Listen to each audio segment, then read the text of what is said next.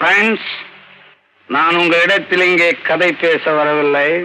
எனக்கு ஊரிலே வரவேற்பு கொடுக்கிறார்கள் என்று சொன்னவுடன் எனக்கு வரவேற்பு கொடுக்கக்கூடிய தகுதி யோகியதை உள்ளவர்கள் பெரிய சீமான்களும் சீமாட்டிகளும் இங்கே வந்திருப்பார்கள் என்று எண்ணி ஏமாந்து இங்கே வந்தேன்.